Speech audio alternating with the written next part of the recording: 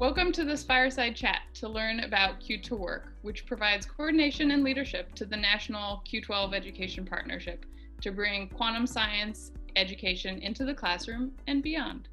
I'm Kate Timmerman. I'm the Executive Director of the Chicago Quantum Exchange, and I'm pleased to welcome the leaders of Q2Work, Dr. Emily Edwards and Professor Diana Franklin. Emily Edwards is the Managing Director of the Illinois Quantum Information Science and Technology Center at the University of Illinois and a leader in quantum science communication and outreach. Diana Franklin is Professor of Computer Science at UChicago at the University of Chicago and a nationally recognized quantum computer science and quantum computing education expert. Before we dig a little bit more into the Q2Work initiative, let's talk a bit about quantum education as a whole and really why it's important to develop a quantum workforce.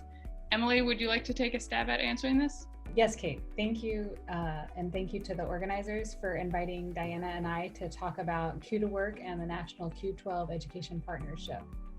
As far as a quantum workforce goes, the way I see it is that transformative technologies are few and far between. We are getting close to the end of what we can squeeze out of conventional technologies, thinking your desktop computer or high performance computing. And quantum devices have the potential to tackle moonshot problems that are simply out of reach for these kinds of current technologies. However, it is also quantum is also a challenging platform to work with. So in order to bring the promise of quantum technology to fruition, we really need to have strategies to build a diverse workforce consisting of people at all levels, bachelor's through PhD, who can innovate and bring their varied perspectives to the table to solve the problems that are keeping us from achieving the dreams of quantum information science technology. Great. Diana, what are companies looking for as they are building up their quantum workforces? It really depends on the type of company. For hardware and software providers, they're already hiring QIS experts to develop their products. For end users who are hoping to use future quantum software, it is a bit early. One challenge is that quantum software development, for example, is that it is still in its infancy despite decades of research. We have some general algorithms, but we don't yet know how to modify those for each application. Perhaps once we're able to package those so that a classical programmer could use them without having expert QIS skills, then it will make sense for smaller companies to hire, or when computers exist that can run practical, useful applications faster than classical computers. We're just not there yet.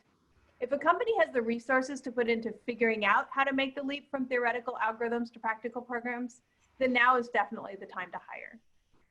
Thanks. Emily? Sure. So in addition, just like computing, the value and timing for applications in quantum communication and sensing, which are two other really important areas associated with quantum information science, the timing is going to vary. For instance, quantum-enabled sensing is often seen as a near-term area of interest with a different timeline compared to applications that demand or strictly depend on control over many quantum entangled elements. That's a challenge that is that we may not overcome in the near term. But no matter the application, there are indicators from groups like the Quantum Economic Development Consortium that show that the demand for employees trained in quantum information science is absolutely on the rise. Another reason, which I'm very excited about, why we should get started early is that we actually don't know the full spectrum of applications that will exist as quantum information science advances. And so it could potentially, have impacts in pharmaceuticals, finance, and logistics optimization. So the way I see it, and I think many in this community see it, is that by supporting education and supporting education for early on throughout someone's career, and even supporting education of the public, by doing this as a community, we're supporting future discovery. Wonderful. Thank you for that background. Now moving on to Q2Work itself. What is it and what are your goals for it? Emily? Sure. So Q2Work is a new NSF-funded program that currently has three main activities. First, we provide leadership and stewardship of the recently announced National Q12 Education Partnership, which is an initiative spearheaded by the National Science Foundation and the Office of Science and Technology Policy. As a neutral academic party, we have the ability to organize industry, government, and professional societies and a larger educational collaboration to work towards the shared goal of increasing opportunities in K-12 quantum education and public engagement.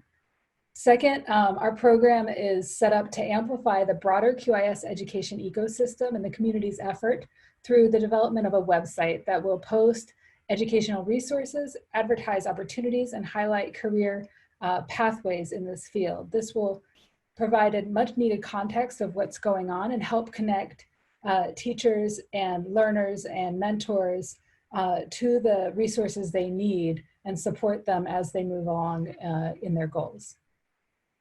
Thanks. Diana, do you have anything additional to add? Yeah, we'll also push forward the K-12 QIS key concepts that were developed in this past spring 2020 by bringing together experts to identify and articulate concepts as they relate to the three fields, mathematics, physics, and computer science, at the middle school and the high school levels.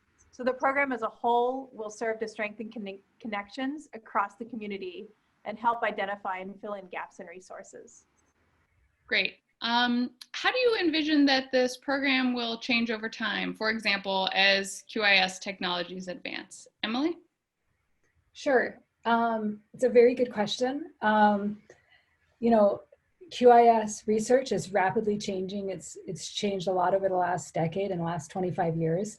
And alongside the research that's changing very fast, the education landscape is changing in real time. And so our program is intended to be agile. All three thrusts are designed to respond to the needs of the community. So right now, there are lots of programs springing up and we're just getting started and are trying to gather information about this landscape and identify opportunities within the Q12 partnership, for instance. Since the announcement of the program in August, our Q12 partners and community members are alerting us to the types of content and activities that could be useful for educators, students, learners of all ages, and researchers. So in addition, actually, we've had a lot of people contact us expressing interest and seeking to get involved in this community. So really, as the program rolls out, we hope it'll spawn many collaborations that'll work to fill some of the gaps that exist. And then a year from now, we hope to have a more holistic picture of QIS education. And that information will really guide our next steps. So I can't really predict the future right now, what we'll do a year from now until we have a little more information. But I think we'll really have a better idea then. Diana? Yeah, and in parallel, the key concepts work will also evolve based on the state of K-12 quantum education. Because once we have a framework in place to guide implementation in the classroom, a future grant proposal could propose making curriculum, trying it out in classrooms, and performing educational research on how and to what depth students learn QIS concepts at different grade levels. Thanks. And as leaders of this initiative, I think it would be great to hear a little bit more about you two. What are your backgrounds and how did you get involved in launching Q2Work? Emily? Sure. So I did a PhD in cold atom physics at the University of Maryland and a postdoc in trapped ion quantum information, also at the University of Maryland. In 2011, I pivoted to science communication and public outreach, still around quantum physics and quantum information science. At the Joint Quantum Institute, I had the opportunity to see QIS rapidly advance from being primarily a subfield within physics to being a discipline on its own that draws from CS, ECE, math, materials, and many other areas. While I've been focused on bringing quantum to the public and non-expert audiences, but what I'm seeing is part of reaching that audience is engaging with students at an early age and not just in an informal way, but thinking about it, how it can fit into a formal classroom. In my current position at the University of Illinois, I've become more involved in thinking about this and about QIS initiatives across all age groups. Following the Key Concepts workshop, which I was involved in back in the spring, we were actually encouraged to develop a program to support the community and build on the momentum and excitement that is around this topic. And so the result of that, and that brings us to today, is Q2Work. Thanks. Diana, you have a different background. Tell us about it. Yeah, so my PhD is in computer science with a specialty in computer architecture, which is computer hardware. I've done quantum computing research on and off since 2002, but in 2008, I started moving into computer science education research with a focus on upper elementary and middle school efforts in diversity and inclusion. In addition to the research in CS Ed, I was a writer for the K-12 CS framework for standards.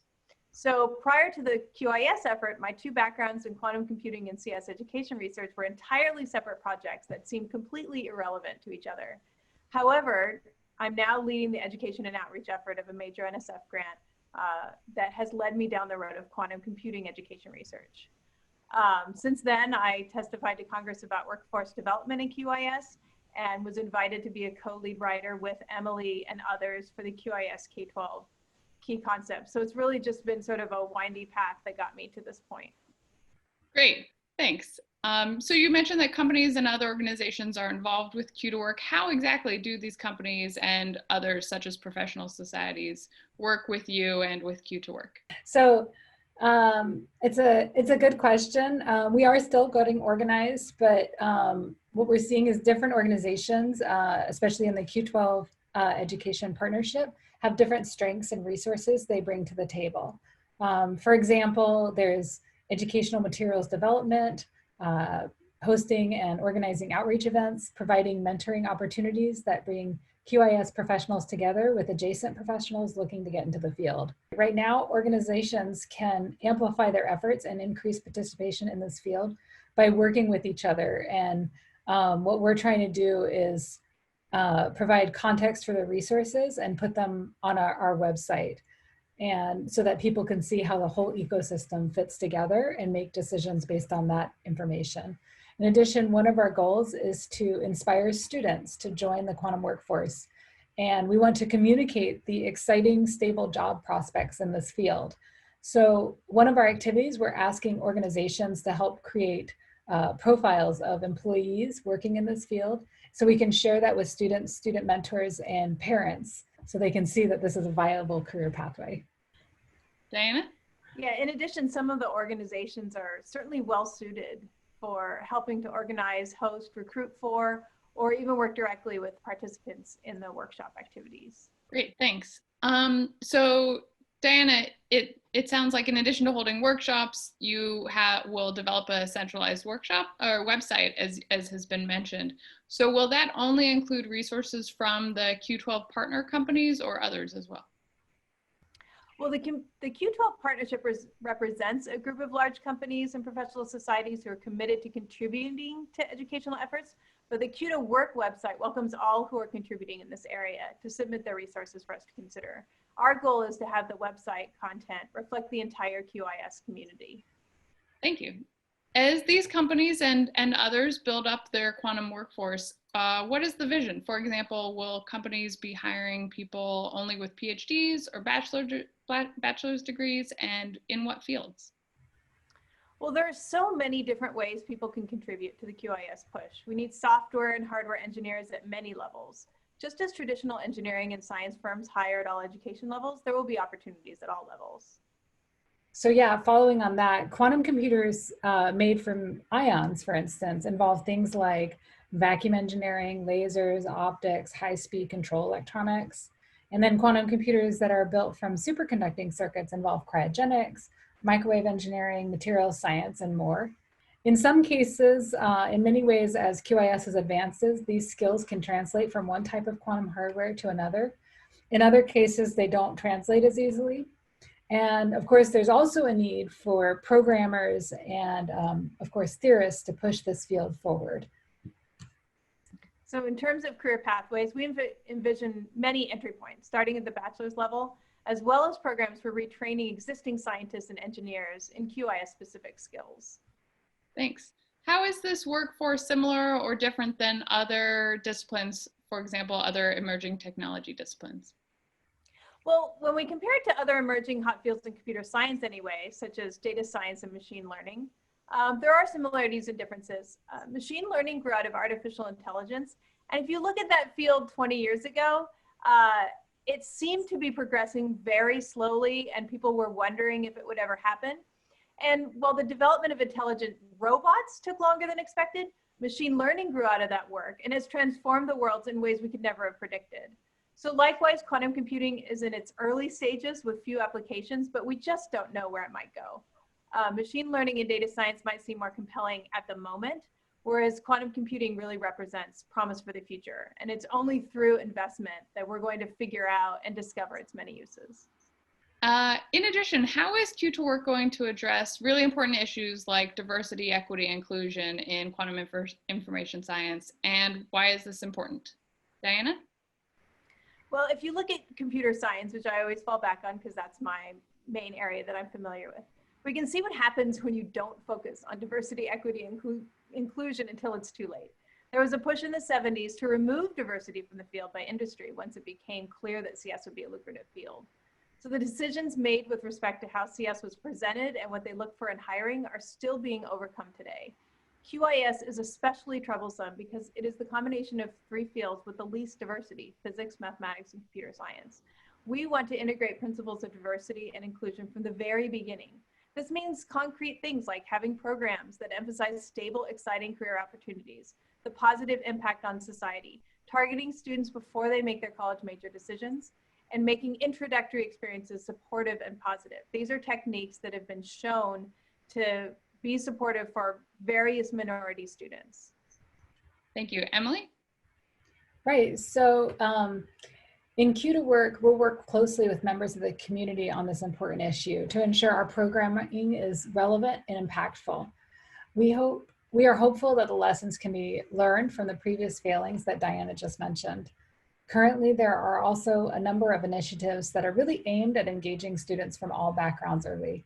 This makes me quite hopeful that we might actually be able to move the needle on this issue. So for instance, 2 Q12 partners have recently announced initiatives aligned with increasing diversity in these fields. And these are just two examples, but like IBM formed a collaboration with HBCUs to support students and faculty in QIS. And then also recently, Intel announced their Million Girls Moonshot program for STEM. So in areas where it overlaps with QIS, Q2Work will work with these companies and amplify the efforts and help build other connections to tackle this important issue. Thank you. And in addition, what are the differences that you see between K through 12 education versus the university level education and beyond? Diana? Well, we see this as a continuum of sort of conflicting challenges. The older the student is, the higher the success rate because they already have more of the skills necessary to succeed in QIS. However, given the three fields from which we're drawing, that means we've already lost in terms of diversity. So in order to increase the diversity of the workforce, you need to go into high schools. Then you are interacting with students with much less developed mathematical skills. So we need to be a lot more careful about how we present technical material. We don't really know how to teach QIS concepts to young audiences. This makes it a huge challenge and one that's really important to tackle. Thank you. Similarly, what does it mean to teach quantum information science at the secondary school level, for example, in middle schools and high schools? Diana? Yeah, I mean, again, middle school students are just digging into elementary algebra skills, but there's actually an opportunity there in middle school because the science courses are much more flexible in terms of their content. They're not cut up into you're taking a whole year of physics, you're taking a whole year of biology, or a whole year of chemistry. And so that really provides an opportunity to make, say, a 1-month module that adheres to next generation science standards, but in the QIS context. So we can focus on these key principles without having to get too much into the math. But that has advantages and disadvantages because students don't get the whole feel of what QIS is, but we can certainly build up some of the principles so that when they get to QIS later, some of the things that seem so non-intuitive, they're like, oh, okay, yeah, I see how that works. And as we begin to wrap up, how can others get involved or learn a little bit more about Q2Work? Right. So to get more information, you of course visit our website at q2work.org. If you have something to contribute, like an event or opportunity or materials that you've created and are ready to release, then we'll have forms available on the website so you can tell us about it. And in cases where it seems like collaborations might be fruitful, then we'll help provide those connections. An example of kinds of materials, I'll just use Diana as an example, is that she'll be teaching an edX course introducing quantum computing to non-technical audiences this January. So that's the kind of example of a course material that we could include and highlight on our website. Other things are going to be access to, when companies provide access to their hardware for educators and learners, then we'll also highlight that kind of activity on our website. Great, thanks. Given that you two as the leaders of Q2Work are located here in Illinois, what does it mean for the state as a whole that Q2Work is located here? That's a really good question. And I'm actually really excited that it happened that that when we were forming this program, that Diana and I are only a couple hours apart.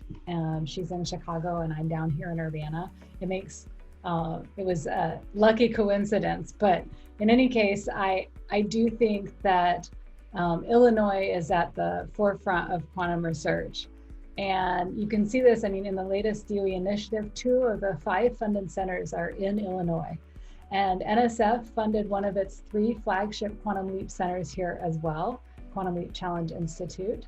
And then there's been a number of other programs recently announced. And so there's a tremendous opportunity for Illinois to build on its leading research programs to also become a Midwest powerhouse in QIS education, and from all levels, not just at the undergraduate or graduate level. Nurturing education programs linked directly with the research activities provides a great environment for QIS industry. So for starters, it allows companies to work closely with researchers and simultaneously recruit students participating in education programs from the universities themselves. And in Illinois, we know we have a great ecosystem for this. We have numerous companies connected through the Chicago Quantum Exchange. And so this is a great opportunity to strengthen our education parts of this program. Thank you so much. And, thank you both for spending time with us to talk about your backgrounds and Q2Work. And thank you, the audience, for joining Dr. Emily Edwards and Professor Diana Franklin to talk about this initiative. Oh, you're quite welcome. Thank you.